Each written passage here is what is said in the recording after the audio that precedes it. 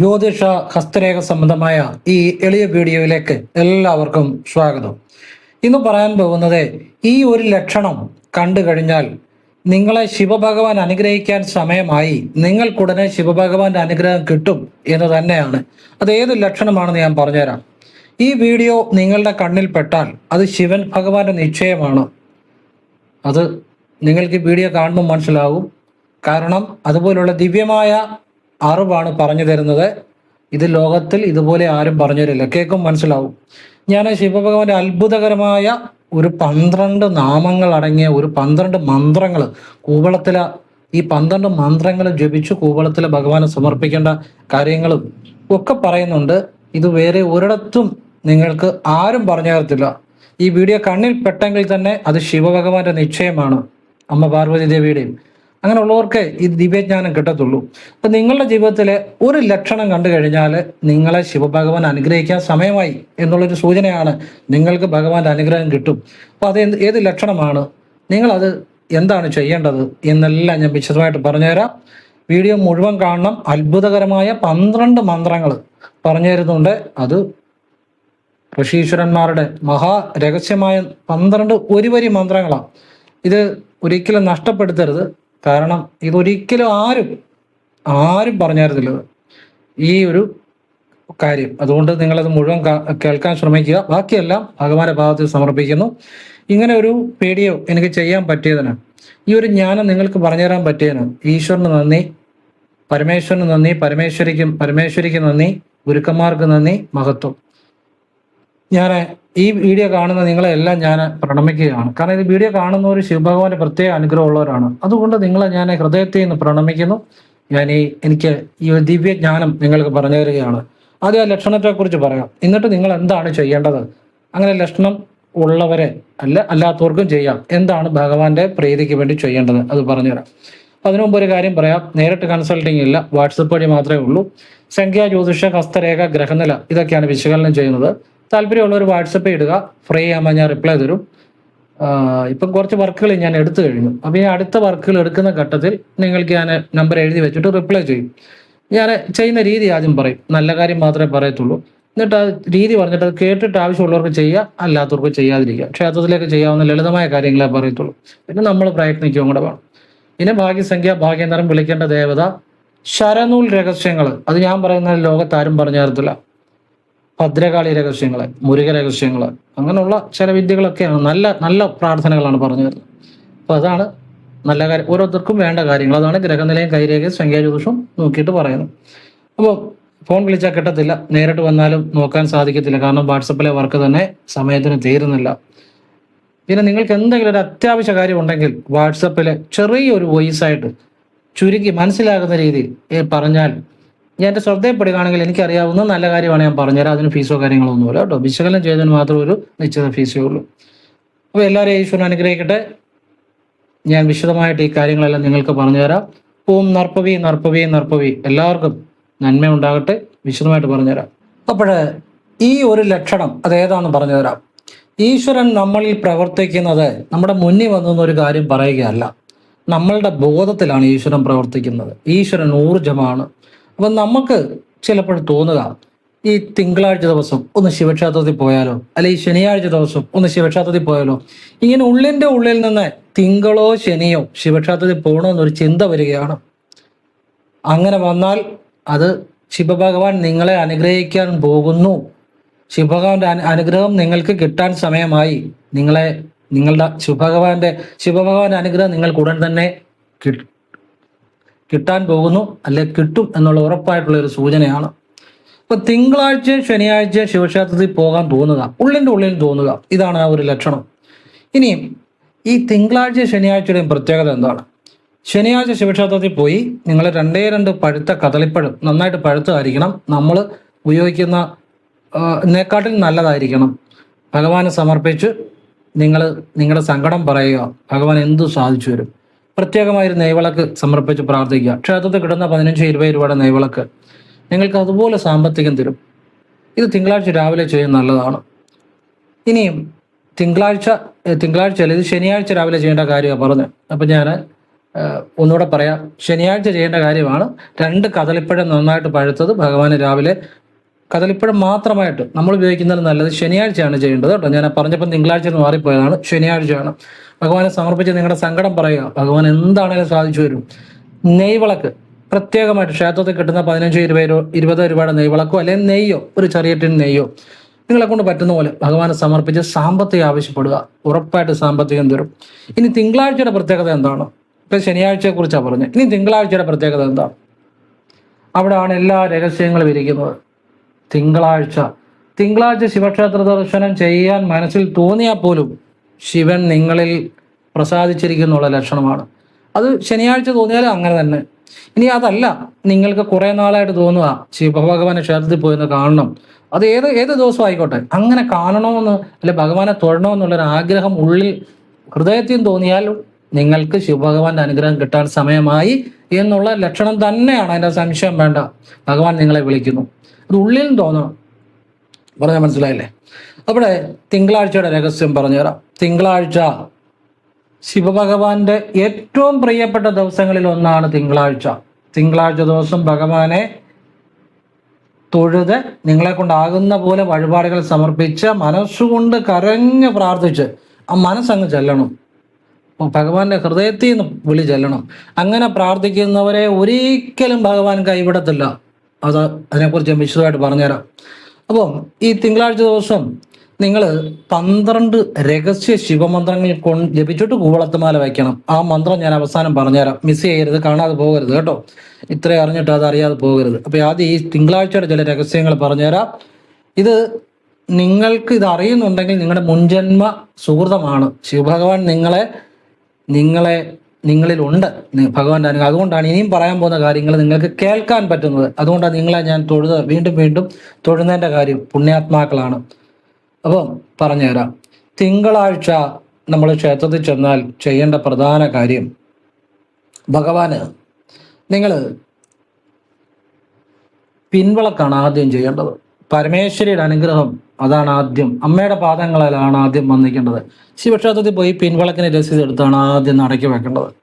അതിനുശേഷം നെയ്വിളക്ക് പ്രത്യേകമായിട്ട് സാമ്പത്തികം പറഞ്ഞ് മനസ്സുകൊണ്ട് കരഞ്ഞ് പ്രാർത്ഥിച്ച് വെക്കണം.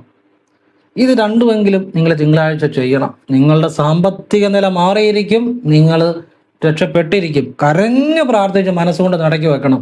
ചുമ്മാ കൊണ്ട് വെച്ചിട്ടൊന്നും കാര്യമില്ല. മനസ്സങ്ങ് ചെല്ലണം. ചെയ്തെന്ന് പറഞ്ഞിട്ട് കാര്യമില്ല. ഈ മനസ്സങ്ങ് ചെല്ലണം, അതിലാ കാര്യം ഇരിക്കുന്നത്. ഭഗവാൻ നിങ്ങളെ ഉപേക്ഷിക്കത്തില്ല, സത്യമായ കാര്യമാണ്. ഞാൻ ശിവരാത്രി വ്രതം ഒരു ഉച്ച വരെ എടുത്തില്ല. ഉച്ചയ്ക്ക് മുമ്പ് എനിക്ക് അവസാനിപ്പിക്കേണ്ടതായിട്ട് വന്നു, ഉപവാസം എടുത്ത്. എന്നിട്ട് പോലും അത്രയും നേരം ഞാൻ വെളുപ്പിനെ തൊട്ട് ഒരു ഉച്ചയ്ക്ക് മുമ്പ് വരെ ഉപവാസമാണ് എടുത്തത്, ഒരു ശിവരാത്രിക്ക്.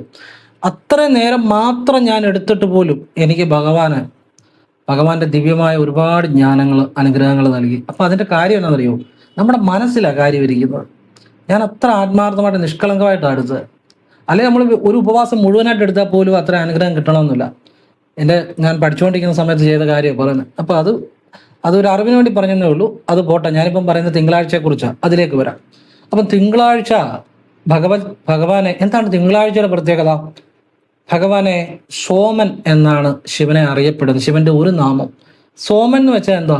ഉമയോട് ചേർന്നിരിക്കുന്ന ദേവൻ. ഉമ എന്ന് വെച്ചാൽ ആരാ? പാർവതി ദേവി. ദേവിയോട് ചേർന്നിരിക്കുന്ന ഭഗവാനെയാണ് സോമൻ എന്ന് പറയുന്നത്.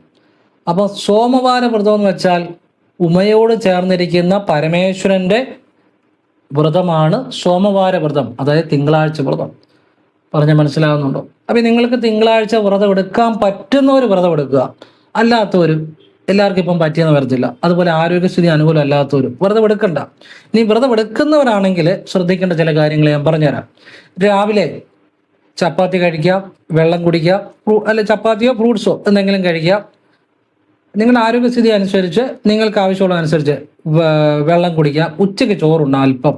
ഈ വ്രതം എടുക്കുമ്പോഴേ വയറ് നിറച്ച ആഹാരം കഴിക്കരുത് കേട്ടോ. ആവശ്യത്തിനേ കഴിക്കാവുള്ളൂ. അല്പം വെള്ളം കുടിക്കാം, ആവശ്യത്തിന് വെള്ളം കുടിക്കുക. ഇപ്പം ഈ ചൂടനുസരിച്ച് ആവശ്യത്തിന് വെള്ളം കുടിക്കുക, അതിലും തെറ്റില്ല. വൈകിട്ട് ചപ്പാത്തി കഴിക്കുക, അല്ലെ ഫ്രൂട്ട്സ് കഴിക്കുക. ഫ്രൂട്ട്സ് കഴിക്കാൻ പറ്റുന്നവർ, അല്ലാത്തവർ ചപ്പാത്തി കഴിക്കുക, വെള്ളം കുടിക്കുക. ഇങ്ങനെ ഒരിക്കലും എടുക്കുക. അത് എടുക്കാൻ പറ്റുന്നവർ എടുത്താൽ മതി. ആരോഗ്യസ്ഥിതി അനുകൂലം അല്ലാത്തവരും മരുന്ന് കഴിക്കുന്നവരും ഒരിക്കലും എടുക്കണ്ട. അപ്പം ഈ വ്രതം എടുക്കുന്നവർ ഇങ്ങനെ വ്രതം എടുക്കണം. ഉച്ച ഉറക്കം പാടില്ല. അതുപോലെ മറ്റുള്ളവരെ ദുഷിക്കരുത്, മറ്റുള്ളവരെ കളിയാക്കരുത്, നമ്മൾ പൊങ്ങച്ചം പറയരുത്, അഹങ്കാരം പറയരുത്. ഇതൊന്നും മനസ്സിൽ പോലും തോന്നരുത്. മനസ്സിൽ തോന്നിയാൽ പോലും അത് ശരി കർമ്മദോഷമാണ്. മനസ്സിൽ പോലും തോന്നരുത്. പിന്നെ അത് അത് പറയുകയും ചെയ്യരുത്. മനസ്സിൽ തോന്നരുതെന്ന് പറയുമ്പോൾ പിന്നെ പറയരുതെന്നുള്ള പറയേണ്ട കാര്യമില്ലല്ലോ, കൊണ്ട് പറയുകയും ചെയ്യരുത്. അപ്പൊ അങ്ങനെ വ്രതമെടുക്കുക. അപ്പൊ ഈ തലേദിവസം വൈകിട്ട് തൊട്ടേ, അതായത് ഞായറാഴ്ച വൈകിട്ട് 5 മണി തൊട്ടേ വൈകിട്ട് ചപ്പാത്തി കഴിക്കുക, വെള്ളം കുടിക്കുക, അങ്ങനെ എടുക്കണം. എന്നിട്ട് തിങ്കളാഴ്ച ചെയ്തിട്ട് ചൊവ്വാഴ്ച രാവിലെ ഒന്നുകിൽ ക്ഷേത്രത്തിൽ പോയി തീർത്ഥം സേവിച്ച് വ്രതം അവസാനിപ്പിക്കുക, അല്ലെങ്കിൽ വീട്ടിലെ ജലമെടുത്ത് നമശിവായ നമശിവായ നമശിവായ ഓം നമശിവായ നമശിവായ ഓം നമശിവായ, പിന്നെ ഓം ഇല്ലാതെ നമശിവായ, പിന്നെ നമശിവായ പാർവതീദേവി സങ്കല്പിച്ച് പ്രാർത്ഥിച്ച് അല്പം വെള്ളം കുടിച്ചുകൊണ്ട് വ്രതം അവസാനിപ്പിക്കുക. ഒരിക്കൽ എടുക്കുന്നവർ. ഇനി ഒരിക്കൽ എടുക്കുന്നവരാണെങ്കിൽ രാവിലെ ശിവക്ഷേത്ര ദർശനം ചെയ്യണം. ഉച്ചയ്ക്ക് ഭക്ഷണം കഴിഞ്ഞ് പിന്നെ വൈകുന്നേരം പോയി ശിവക്ഷേത്ര ദർശനം ചെയ്യേണ്ട കാര്യമില്ല കേട്ടോ. ഒരിക്കൽ എടുക്കുന്നവർ കാര്യമാണ് പറയുന്നത്. ഇനി ഒരിക്കൽ എടുക്കാത്തവർ, ഇപ്പൊ എല്ലാവർക്കും എടുക്കാൻ പറ്റിയെന്നിരിക്കത്തില്ല, ഇനി ഒരിക്കൽ വ്രതം എടുക്കാത്തവരുടെ കാര്യമാണ് പറയുന്നത്. അവർക്ക് 2 നേരം ശിവക്ഷേത്ര ദർശനം പറ്റുവാണെങ്കിൽ ചെയ്യണം, രാവിലെയും വൈകിട്ടും. ഈ വൈകുന്നേരത്തെ ശിവക്ഷേത്ര ദർശനത്തിന് പ്രത്യേക ഫലമാണ്.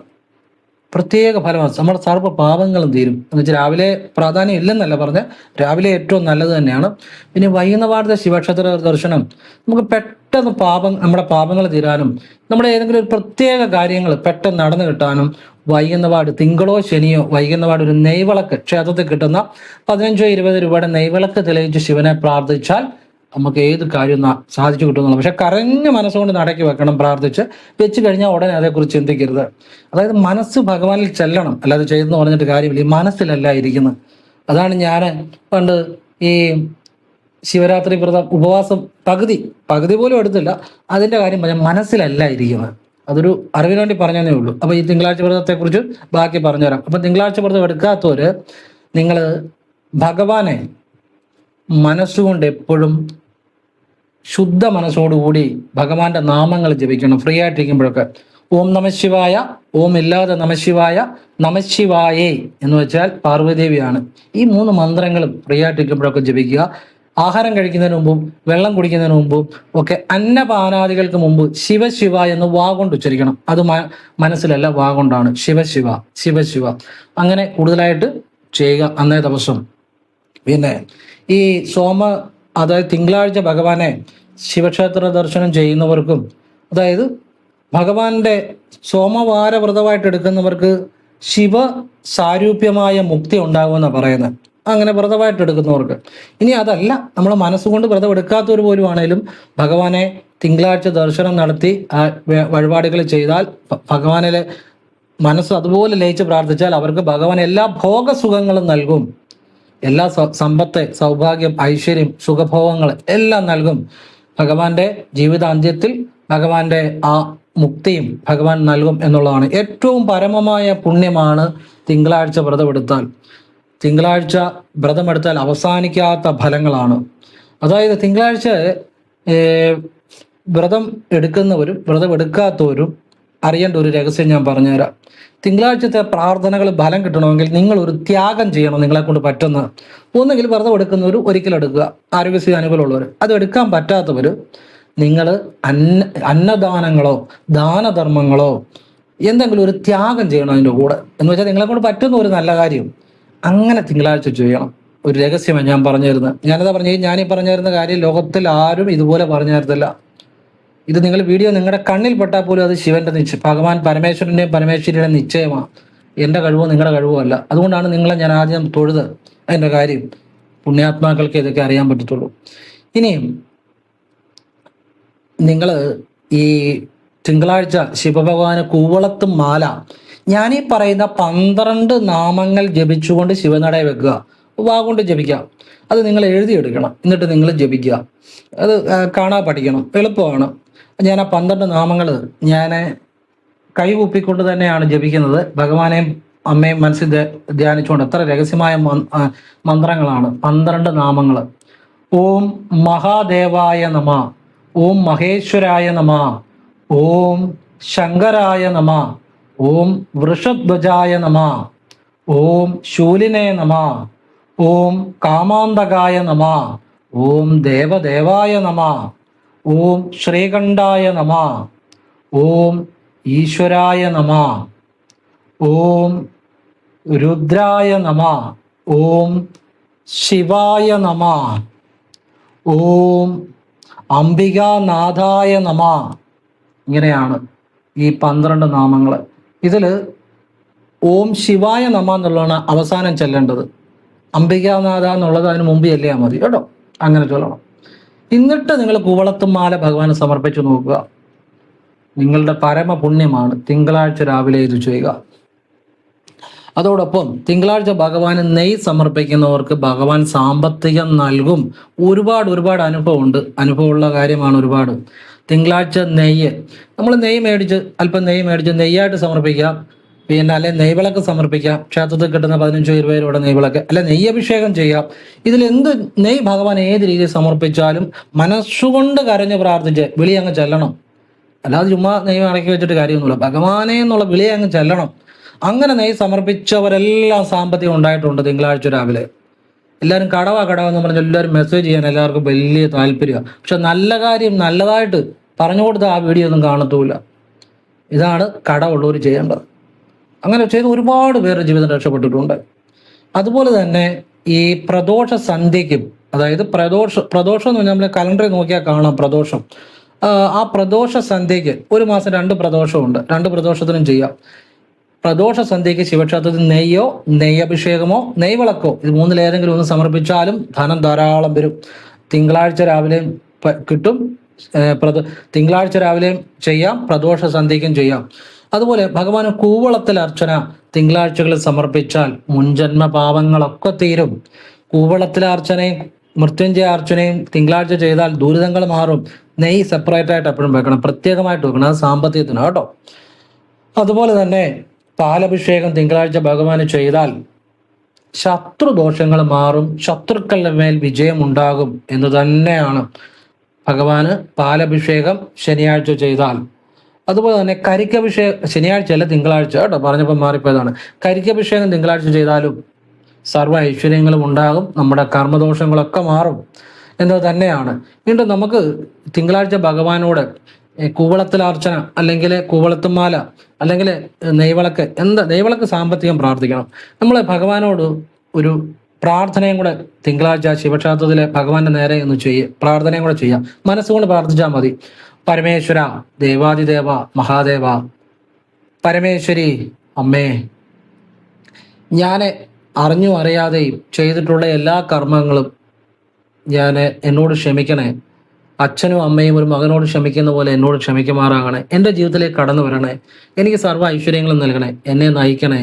എൻ്റെ ജീവിതത്തിൽ സർവ്വതും മംഗളമാക്കി തരണേ പരമേശ്വര, പരമേശ്വരി. ആ പാദങ്ങളിൽ കോടാനുകോടി പ്രണാമം എല്ലാ പാദങ്ങളിൽ സമർപ്പിക്കുന്നു എന്നുകൂടി നിങ്ങൾ മനസ്സുകൊണ്ടൊന്ന് പ്രാർത്ഥിക്കുക. തിങ്കളാഴ്ച ഏതെങ്കിലും ഒരു വഴിപാട് കൈ പിടിച്ചുകൊണ്ട് വേണം എന്നിട്ട് പ്രാർത്ഥിച്ചിട്ട് ആ വഴിപാട് സമർപ്പിക്കുക.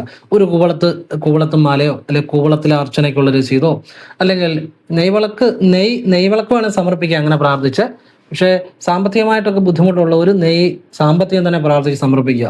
അല്ലാതെ പാൽപ്പായസത്തിന്റെ രസീതോ ഭഗവാന് കൂവളത്തുമാലയോ കൂവളത്തിലെ അർച്ചനയോ പാൽപ്പായസത്തിന്റെ രസീതോ പിൻവിളക്കിന്റെ രസീതോ അങ്ങനെ എന്തെങ്കിലും ഒന്ന് കൈ പിടിച്ചുകൊണ്ട് നിങ്ങൾ ഇങ്ങനെ പ്രാർത്ഥിച്ച് അടക്കി വെക്കുക. തിങ്കളാഴ്ച രാവിലെ നിങ്ങളുടെ ജീവിതത്തിൽ ഭഗവാന്റെ അതുപോലെയുള്ള അനുഗ്രഹം ഉണ്ടാകുന്നുള്ളതാണ്.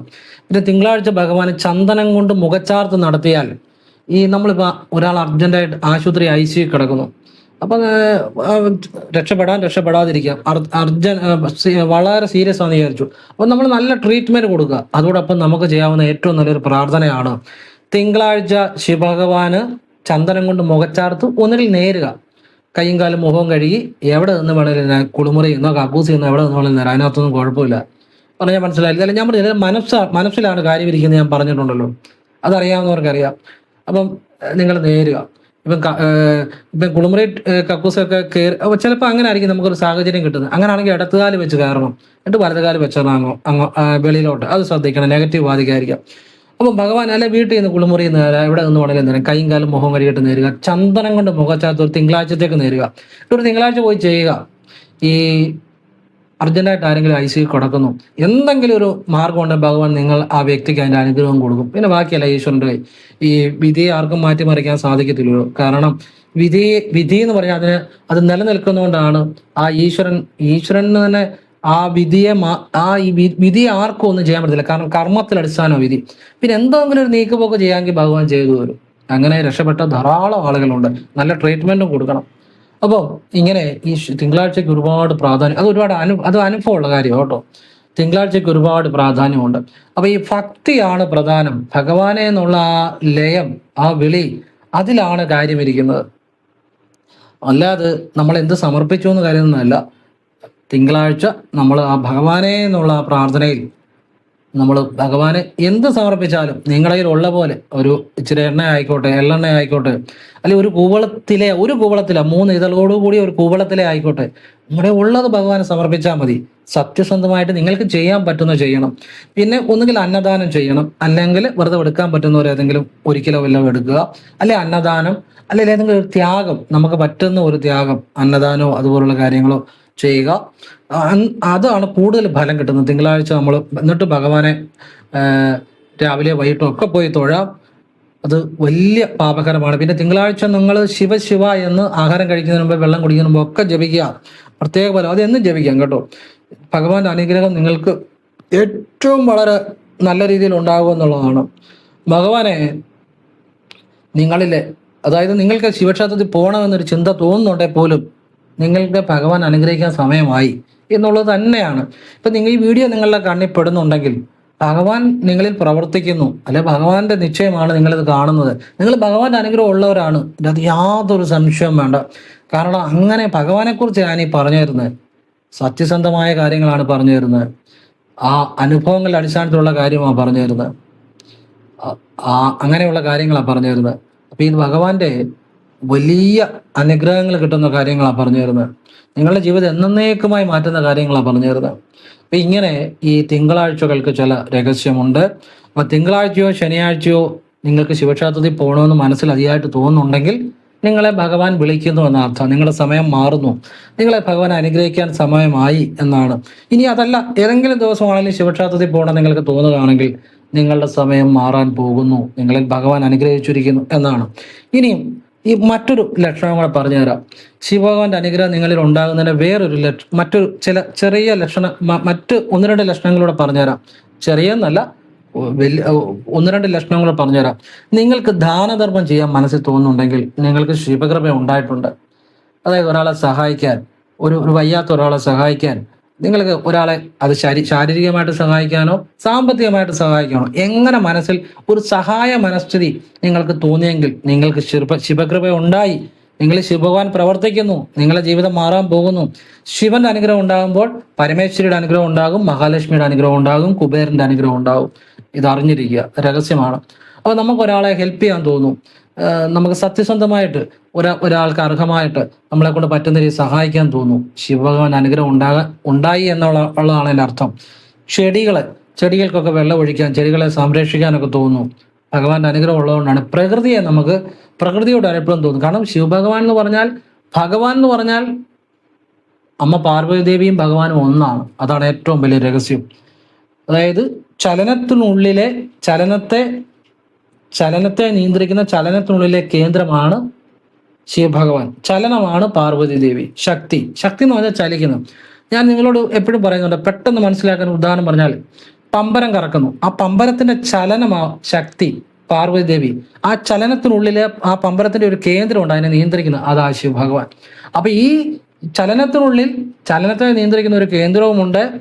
ഈ ചലനം ഉണ്ടാകണമെങ്കിൽ അതിൻ്റെ ഉള്ളിൽ ഒരു കേന്ദ്രം ഉണ്ടായിട്ടാണ്. അപ്പൊ ശിവനും പാർവതിയും ഒന്ന് തന്നെയാണ് എന്ന് ആദ്യം അറിയുക. അതാണ് ഏറ്റവും വലിയ രഹസ്യം. ഈ അറിവ് തന്നെ നമ്മുടെ ജീവിതം മാറ്റും. അപ്പൊ രണ്ടും ഒന്നാണ്, മനസ്സിലായല്ലോ. ഒന്നില്ലാതെ ഒന്നില്ല എന്നുള്ളതാണ് അതിൻ്റെ രഹസ്യം. ശിവനുള്ളിൽ പാർവതിയും ഉണ്ട്, പാർവതിയുടെ ഉള്ളിൽ ശിവനുമുണ്ട്. അതായത് ആ ചലനം എന്ന് പറയുന്ന ശക്തിക്കുള്ളിൽ ചലനത്തെ നിയന്ത്രിക്കുന്ന ഒരു കേന്ദ്രമുണ്ട്. ആ എല്ലാ ചലനങ്ങളുടെ ഉള്ളിലും അങ്ങനെ ഒരു കേന്ദ്രം ഉണ്ടായിട്ടാണ് ആ ചലനം അവിടെ നടക്കുന്നത്. അപ്പൊ ശിവനും ശക്തിയും ഒന്ന് തന്നെയാണ്. അതിനാണ് ആ പമ്പരം കറങ്ങുന്ന ഉദാഹരണം ഞാൻ പറഞ്ഞത്, ചലനത്തിന്റെ മനസ്സിലാക്കാൻ വേണ്ടി പറഞ്ഞതാണ്. അപ്പൊ ഇങ്ങനെ നിങ്ങൾ ശിവനെയും പാർവതിയെയും മനസ്സിലാക്കി നോക്കിക്കേ, നിങ്ങൾ പെട്ടെന്ന് ഭഗവാനിലേക്ക് എത്തും എന്നുള്ളതാണ്. അല്ലാതെ ശിവന് ശക്തി ഒന്നാണെന്നും പറഞ്ഞാൽ പെട്ടെന്നൊന്നും നമുക്ക് മനസ്സിലാകത്തില്ല, നമുക്കത് ബോധ്യപ്പെടത്തില്ല. ഇങ്ങനെ ഒരു മനസ്സിലാക്കി നോക്കിക്കേ, പെട്ടെന്ന് നമുക്ക് മനസ്സിലാകും ശിവനും ശക്തിയും ഒന്ന് തന്നെയാണ്, രണ്ടല്ല ഒന്ന് തന്നെയാണ്. അതാണ് ഏറ്റവും വലിയ രഹസ്യം. അതുകൊണ്ട് തന്നെ ഞാൻ നിങ്ങളോട് പറയുന്നു, ഇടയ്ക്ക് നിങ്ങൾ നല്ല യാത്രകൾ പോവുക, പ്രകൃതി രമണീയമായ സ്ഥലങ്ങൾ കാണാൻ പോവുക, പ്രകൃതിയിൽ അല്പനേരം ഇരിക്കുക. അപ്പൊ മൊബൈലിൽ പിടിക്കുകയോ വീട്ടിലെ നാട്ടിലെയും കഥകൾ പറയുകയോ ഒന്നും ചെയ്യരുത്. ആ പ്രകൃതിയെ ഒന്ന് ആസ്വദിക്കുക. പ്രകൃതി എന്ന് പറഞ്ഞാൽ ദേവിയാണ്, ശക്തിയാണ്, ചലനമാണ്. ആ പ്രകൃതിക്കുള്ളിലും ശിവനുണ്ട്, ശിവനുള്ളിലും പ്രകൃതിയുണ്ട്. പരമേശ്വരന്റെയും പാർവ്വതീദേവിയുടെ അനുഗ്രഹം നിങ്ങൾക്ക് പ്രകൃതിയെ അനുഭവിക്കാൻ തുടങ്ങിയാൽ, പ്രകൃതിയെ അനുഭവിക്കാൻ തുടങ്ങിയാൽ നിങ്ങളിൽ ഉണ്ടായി വരും എന്നുള്ളതാണ്. ഇതൊരു പരമമായ രഹസ്യമാണ്. മനസ്സിലാവുന്നുണ്ടോ?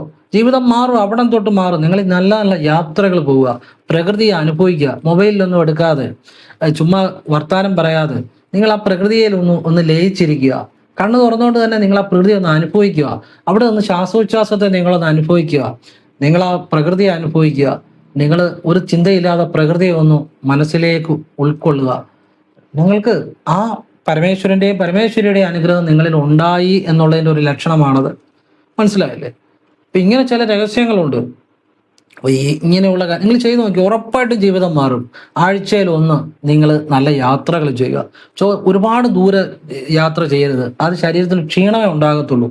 നിങ്ങൾക്ക് പറ്റുന്ന ഒരു ദിവസം കൊണ്ട്, അല്ലെ ഉച്ചയ്ക്കുള്ളിൽ, അല്ലെ ഒരു 2-3-4 മണിക്കൂറിനുള്ളിൽ പോയിട്ട് വരാവുന്ന സ്ഥലങ്ങൾ. അപ്പൊ അത് വലിയ ശരീരത്തിന് ഊർജത്തിൽ, നമുക്ക് ശരീരത്തിന് വലിയ ക്ഷീണം ഉണ്ടാകത്തില്ല. നമുക്ക് വലിയ ദൂര യാത്രകൾ കഴിഞ്ഞാൽ ശരീരത്തിന് ഒരു ക്ഷീണം ഉണ്ടായിക്കഴിഞ്ഞാൽ ആ പ്രകൃതിയെ നമുക്ക് അനുഭവിക്കുന്ന അത്ര നല്ലതായിട്ട് നമുക്ക് അനുഭവിക്കാൻ പറ്റത്തില്ല. നമ്മൾ ചെറിയ ചെറിയ യാത്രകൾ നടത്തുക. നമ്മുടെ അടുത്തുള്ള സ്ഥലങ്ങൾ തന്നെ, അടുത്തുള്ള നെൽപ്പാടങ്ങളുണ്ട്, നല്ല പ്രകൃതി രമണീയമായ സ്ഥലങ്ങളുണ്ട്. അവിടെ കൂടെ ഒക്കെ ഒന്ന് ചുമ്മാ യാത്ര ചെയ്യുക, ഇച്ചിരി നേരം അവിടെ ഇരിക്കുക, ആ പ്രകൃതിയെ ഒന്ന് കാണുക. പിന്നെ വേണമെങ്കിൽ എവിടെയെങ്കിലും കയറി ഇച്ചിരി ചായ കുടിക്കുകയോ വെള്ളം കുടിക്കുകയോ ഒക്കെ ചെയ്യാം. അത് നമ്മുടെ ഇഷ്ടമാണ്. അധികം സംസാരിക്കരുത്. പിന്നെ അതുപോലെ തന്നെ മൊബൈലിലൊന്നും എടുക്കുകയും ചെയ്യരുത്. പ്രകൃതിയെ അനുഭവിക്കുക ഒരു ചിന്തയില്ലാതെ. നിങ്ങളുടെ ഹൃദയഭാരം കുറഞ്ഞു വരും. ഹൃദയഭാരം എന്ന് വെച്ചാൽ മനസ്സിന്റെ ടെൻഷൻ, വ്യാകുലതകൾ, പ്രശ്നങ്ങളെല്ലാം മാറി വരും. ഞാൻ ശരിക്കും പറഞ്ഞാൽ എൻ്റെ ജീവിതത്തിലെ ഒരു അനുഭവം ഞാൻ പറഞ്ഞുതരാം. ഞാൻ BCom ഫസ്റ്റ് ഇയറിന് ചേർന്നപ്പോൾ, ഫസ്റ്റ് ഇയറിന് എനിക്ക് കുഴപ്പമില്ലാതെ നല്ല മാർക്ക് ഉണ്ടായിരുന്നു. സ്റ്റാറ്റിസ്റ്റിക്സിന് 91 മാർക്ക് ഉണ്ടായിരുന്നു. പക്ഷെ എൻ്റെ കഴിവല്ല, എന്നെ പഠിപ്പിച്ച സാറിൻ്റെ കഴിവാണ്. ജയൻ സാർ എന്ന് പറഞ്ഞൊരു സാറാണ് എന്നെ സ്റ്റാറ്റിസ്റ്റിക്സ് പഠിപ്പിച്ചു. അദ്ദേഹം പഠിപ്പിച്ചതിൻ്റെ കഴിവുകൊണ്ടാണ് എനിക്കത് കിട്ടിയത്, അല്ലാതെ എൻ്റെ കഴിവല്ല അത്, സത്യമായി പറയും. അപ്പോൾ എന്തായാലും എനിക്ക് സ്റ്റാറ്റിസ്റ്റിക്സിന് 91 മാർക്ക് ഉണ്ടായിരുന്നു BCom first year. Second year ആയപ്പോൾ അങ്ങ് ഉഴപ്പാൻ തുടങ്ങി, ഭയങ്കര ഉഴപ്പായിപ്പോയി. കുറേ സാഹചര്യങ്ങൾ വന്നു, ഉഴപ്പി. അങ്ങനെ ആയിക്കഴിഞ്ഞപ്പം ഞാൻ ഇതുപോലെ ലാസ്റ്റ് ഒരു രക്ഷയില്ല, ഒരു ഫസ്റ്റ് ക്ലാസ്സിലേക്ക് എത്താൻ വലിയ പാടാണ്. ഞാൻ ഇതുപോലെ ഈ പ്രകൃതി രമണീയമായ സ്ഥലങ്ങളിൽ ചെറിയ ചെറിയ യാത്രകൾ ചെയ്യുമായിരുന്നു. ഞാൻ അവിടെ പോയി ഇങ്ങനെ വെറുതെ ഇരിക്കും. പഠിക്കാനാണെങ്കിൽ ഒരുപാട് എനിക്കറിയത്തില്ല ഞാൻ എങ്ങനെ, അതുപോലെ ഉഴപ്പായിരുന്നു. കുറേ സാഹചര്യങ്ങളൊക്കെ ഉണ്ടായി. പക്ഷെ ഞാൻ എങ്ങനെ ചെറിയ ചെറിയ യാത്രകൾ ചെയ്ത് ആ പ്രകൃതിയിൽ ഇങ്ങനെ ഇരിക്കും. ചില നല്ല കൂട്ടുകാരും കൂടെ ഉണ്ടാകും, നമ്മളോടൊപ്പം ചിന്തിക്കുന്ന ചില കൂട്ടുകാർ, അല്ലാത്തവരെ കൂട്ടരുത്, ആ യാത്ര കുളമാകും. അപ്പം അങ്ങനെ ചില നല്ല കൂട്ടുകാർ, സുഹൃത്തുക്കളും ഉണ്ടാകും. അപ്പം ഞങ്ങൾ അവിടെ ഇരുന്ന് ഇങ്ങനെ ചുമ്മാ പ്രകൃതിയെ നിരീക്ഷിക്കും, വെറുതെ ഇരിക്കും, അധികം സംസാരിക്കാതെ. പിന്നെ എനിക്ക് എന്തോ ഒരു ഒരു ഒരു ജീവിതത്തിൽ അനുഗ്രഹങ്ങൾ കിട്ടാൻ തുടങ്ങി. ഞാൻ എല്ലാ പുസ്തകങ്ങളും ഇങ്ങനെ തുറന്നു വയ്ക്കും. ഇപ്പം പല പല സബ്ജക്റ്റുകൾ, ഇങ്ങനെ മാർക്കറ്റിംഗ് ആയിക്കോട്ടെ, എൻ്റർപ്രണറിൻ്റെ ഇതായിക്കോട്ടെ, ഇങ്ങനെ എല്ലാം പല പല പിന്നെ സെയിൽ ടാക്സിൻ്റെ ബുക്ക് ആയിക്കോട്ടെ, ഇൻകം ടാക്സിൻ്റെ ആയിക്കോട്ടെ, ഇതെല്ലാം തുറന്നു വെച്ചിട്ട് ഞാൻ ഇതിൻ്റെ എല്ലാം തിയറി, മനസ്സിലാകാത്ത വാക്കുകൾ ഡിക്ഷണറി നോക്കും. എന്നിട്ട് മനസ്സിലാക്കി എൻ്റെ അർത്ഥം അങ്ങ് ഓരോന്നിൻ്റെയും ഓരോരോ പിന്നെ അധ്യായങ്ങൾ ഞാൻ മനസ്സിലാക്കും. അത് ഒരു ബുക്ക് ഫുള്ളായിട്ടല്ല പഠിക്കുന്നത്, പല ബുക്കായിട്ട് ഒരേ സമയം ഇങ്ങനെ നോക്കി മനസ്സിലാക്കും. അത് മനസ്സിൽ ഇങ്ങനെ ഉറപ്പിക്കും. അതിൻ്റെ ഒരു അർത്ഥം മാത്രം മനസ്സിലാക്കിയെടുക്കും, അതിൻ്റെ ലാംഗ്വേജ് മനസ്സിലാക്കും. ഇപ്പം ഇൻകം ടാക്സിന് ഒരു വാക്ക് പറയുന്ന ഒരു കാര്യം, ഒരു പ്രത്യേക വാക്കുകൾ ഉപയോഗിക്കുന്നത്, സെയിൽ ടാക്സിന് പ്രത്യേക വാക്കുകൾ ഉപയോഗിക്കുന്നത്, എന്റർപ്രണർഷിപ്പിന് പ്രത്യേക വാക്കുകൾ ഉപയോഗിക്കുന്നത്, മാർക്കറ്റിങ്ങിന് പ്രത്യേക വാക്കുകൾ ഉപയോഗിക്കുന്നത്, അക്കൗണ്ടൻസിയിലേക്ക് വേറെ വാക്കുകൾ. അപ്പോൾ ഈ വാക്കുകൾ ഏതൊക്കെ വാക്കുകൾ ഉപയോഗിക്കുന്നതെന്ന് മനസ്സിലാക്കിയിട്ട് ആശയങ്ങൾ മനസ്സിലാക്കും. എന്നിട്ട് അത് മനസ്സിലിട്ട് ഇങ്ങനെ ചുമ്മാ ഇരിക്കുമ്പോൾ ഇങ്ങനെ മനസ്സിലിങ്ങനെ ചിന്തിക്കും. അല്ലാതെ അതിനുവേണ്ടി സമയങ്ങൾ ചിലവാക്കുന്ന സ്വഭാവം ഇല്ലായിരുന്നു. അങ്ങനെ ഞാനത് വിദ്യ ചെയ്യുമായിരുന്നു. ഇതെല്ലാം എനിക്ക് പ്രകൃതിയിൽ നിന്ന് കിട്ടിയ നോളജാണ്. അപ്പം എന്നിട്ട് ഞാൻ മനസ്സിൽ ഉറപ്പിച്ച് എനിക്ക് ഏതായാലും എല്ലാ ലെസൺസും ഞാൻ അതിൻ്റെ ആശയങ്ങൾ പഠിക്കാൻ തുടങ്ങി. എന്നിട്ട് ഇതെവിടെ നിന്ന് വന്നാലും ഞാൻ തിയറി എഴുതും എന്ന് ഞാൻ മനസ്സിൽ ഉറപ്പിച്ചു. അത് ഞാൻ പരീക്ഷയ്ക്ക് പ്രാവർത്തികമാക്കി. അപ്പോൾ എനിക്ക് അതിൻ്റെ പ്രയോജനം ഉണ്ടായി. എന്ന് പറഞ്ഞ പോലെ നമുക്ക് ഇങ്ങനെ ചില അറിവുകൾ, ടെക്നിക്കുകൾ, ഈ പ്രകൃതിയുമായിട്ട് നമ്മൾ സമ്പർക്കം പുലർത്തുമ്പോൾ ജീവിതത്തിൽ നമുക്ക് പുതിയ കുറേ മാർഗങ്ങൾ തുറന്നു കിട്ടും. നമുക്ക് ജീവിതത്തിൽ വലിയ വലിയ വിജയങ്ങൾ വരും. ഈ എനിക്ക് എൻ്റെ കഴിവുകൊണ്ടല്ല, എല്ലാ ഒരു ഈശ്വരകൃപ കൊണ്ടും പിന്നെ ഞാൻ കുറച്ചൊക്കെ എന്നെ കൊണ്ട് പറ്റുന്ന രീതിയിൽ നല്ലതായിട്ട് പെർഫോം ചെയ്തു. ബാക്കിയൊക്കെ എല്ലാവരുടെ അനുഗ്രഹം ഈശ്വരകൃപ കൊണ്ടും എനിക്ക് ബികോമിന് പിന്നെ ഫസ്റ്റ് ക്ലാസ് കിട്ടിയെന്നുള്ളതാണ്. ഇത് ഒരു ഞാനൊരു അനുഭവം പറഞ്ഞതേ ഉള്ളൂ. ഇതുപോലെ എത്രയോ കാര്യങ്ങൾ ഈ പ്രകൃതിയുമായിട്ടുള്ള കാര്യത്തിൽ ജീവിതം മാറും. അത് എത്ര കടക്കണിയിലുള്ളവനാണേലും അവൻ്റെ ജീവിതത്തിൽ പുതിയ എന്തെങ്കിലും ഒരു വഴികൾ തുറന്നു കിട്ടും, അല്ലെ എന്തെങ്കിലും മാറും എന്നുള്ളതാണ്. അതായത് മാറ്റങ്ങൾ വരും ജീവിതത്തിൽ, തൊഴിൽ ഉയർച്ച ഉണ്ടാകും, നിങ്ങളുടെ മൈൻഡ് മാറും, ജീവിതം മാറും. ഇത് ആഴ്ചയിലൊന്നോ വീതം ആവർത്തിക്കണം. വല്ലപ്പോഴും ഒരു യാത്ര ചെയ്തിട്ട് കാര്യമില്ല. അത് യാത്ര ക്ഷീണം ഉണ്ടാക്കുന്നതാകരുത്, ചെറിയ യാത്രകളായിരിക്കണം. നമ്മൾ സംസാരിക്കുകയോ മൊബൈലിൽ പകർത്തുകയോ അത് ആസ്വദിക്കാതെ പോയിട്ട് കാര്യമില്ല. നമ്മൾ ആ പ്രകൃതി ആസ്വദിക്കണം. പക്ഷികൾ പറന്നു പോകുന്നത്, മരം ആടി ഉലയുന്നത് കാറ്റത്ത്, ആ കാറ്റിനെ ഫീൽ ചെയ്യണം. ഒരു ചിന്തയില്ലാതെ ആ പക്ഷികളെ നിർവികാരനായിട്ട് നോക്കണം, ആകാശത്തെ നിർവികാരനായിട്ട് നോക്കണം. ആ പ്രകൃതിയുടെ ആ ഒരു തണുപ്പിനെ, ആ ഒരു ഇളം കാറ്റിനെയൊക്കെ അനുഭവിക്കണം. ഇതിന് ഈ സെൻ ഇതിൽ വാബി സാബി എന്ന് പറയും. ആ നിമിഷത്തെ അനുഭവിക്കണം യാതൊരു ചിന്തയില്ലാതെ. വാബി സാബി എന്ന് പറയുന്നത് സെൻ ബുദ്ധിസത്തിൽ ഇങ്ങനെ ഒരു വിദ്യകളുണ്ട്. ഇത് നമുക്ക് അന്നും അറിയത്തില്ല. ഇപ്പം ചിലപ്പോൾ ഇങ്ങനെയുള്ള കാര്യങ്ങൾ നമ്മൾ ചില രീതിയിൽ നിന്ന് മനസ്സിലാക്കുന്നതാണ്. പക്ഷെ ഇതൊന്നും അറിയാതെ അന്ന് നമ്മൾ ചെയ്ത് പ്രകൃതി നമ്മളുടെ ഇത് പ്രകാരം പറയുകയാണെങ്കിൽ ഞാൻ വിശ്വസിക്കുന്ന പ്രകൃതി എന്ന് പറഞ്ഞാൽ ദേവിയാണ്, പരമേശ്വരിയാണ്. ആ പരമേശ്വരിക്കുള്ളിൽ പരമേശ്വരനുണ്ട്. ചലനത്തിനുള്ളിൽ ചലനത്തെ നിയന്ത്രിക്കുന്ന ഒരു കേന്ദ്രമുണ്ട്, അത് പരമേശ്വരൻ. പരമേശ്വരനും എന്നെ സംബന്ധിച്ചിടത്തോളം അത് തന്നെയാണ് എനിക്ക് കിട്ടുന്ന, അവിടുന്ന് കിട്ടുന്ന ജ്ഞാനമാണ് ഇതെല്ലാം. അപ്പൊ നിങ്ങളെല്ലാവരും ഈശ്വരൻ അനുഗ്രഹിക്കട്ടെ. ഓം കൃഷ്ണായ നമഃ. ശിവോഹം ശിവശിവ. ഓം നർപ്പവി നർപ്പവി നർപ്പവി.